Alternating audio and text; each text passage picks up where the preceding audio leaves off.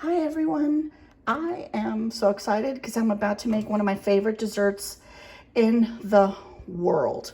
I make it during the holidays, but you know, COVID's making me crazy, so I just feel like celebrating.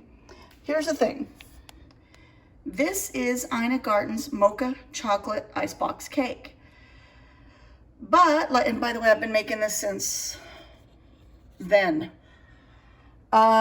Here's the thing about recipes from chefs that are from New York and big cities like that. They really ask you for impossible items. For example, the cookies that she's asking for are Tate's Bake Shop. They want you to have a crisp chocolate chip cookie. Here's the thing, and I have made them with Tate's because they sell them at Bed Bath & Beyond, but they're $4 a pouch. So you need 2 of them, so you end up spending $8 just on that. And unless you happen to have coffee cream in your house, by the time you add that and then add the mascarpone, and you know, it adds up. So what I've done is I've come up with my own way of doing it. And instead of Tate's, I use Goya, the Maria cookies, chocolate. But because you need that crisp from the chocolate chips, I'll sprinkle chocolate chips over the layer. And you can use whatever brand of coffee. Look at that. Got that in Mexico. What a deal. But I do use mascarpone. I don't substitute there. But anyway, let's get to mixing this up. Okay, there it goes. You got to be really careful. Basically, all you're doing is I dumped in the 2 cups of heavy cream, 12 ounces of mascarpone, which is 1.5. Because these come in 8 ounces. Okay, see, you got to stop right there, or you're gonna go, no, it needs a little more. It needs a little more. Let's see, just a little more. Sorry, but that's good. My grandkids get to see the process. They get to know what I'm talking about. I'm just going to give it just a little more. And by the way, this gives me a chance to taste it.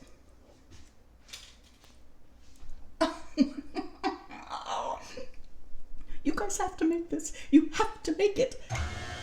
So, let me just get it done quick. I like it a little thicker than whipped cream. Okay.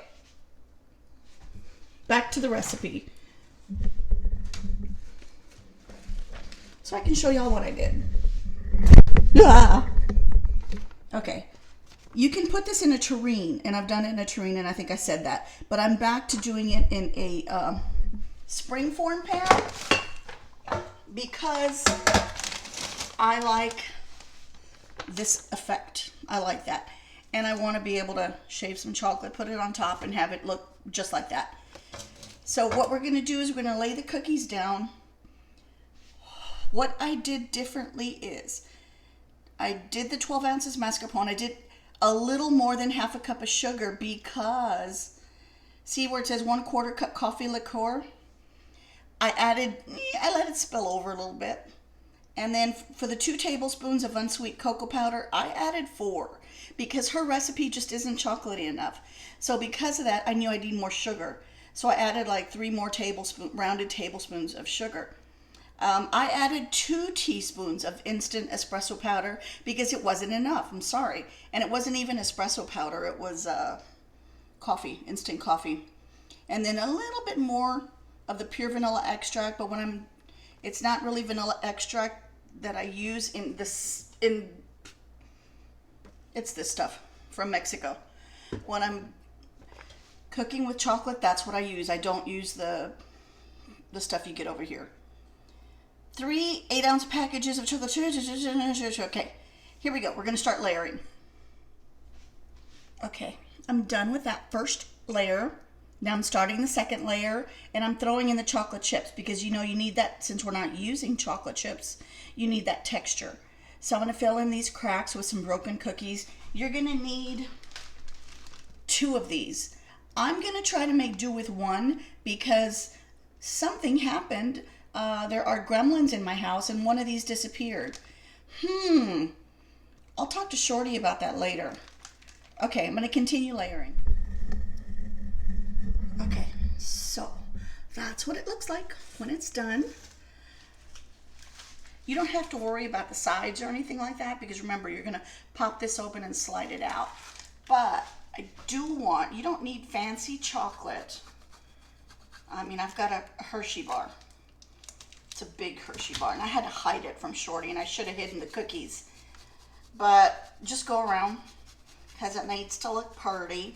And I wouldn't, like, you might be tempted to like top this with Cool Whip or anything like that, but I mean, think about it. That's what all the filling is. It's basically a fancified Cool Whip.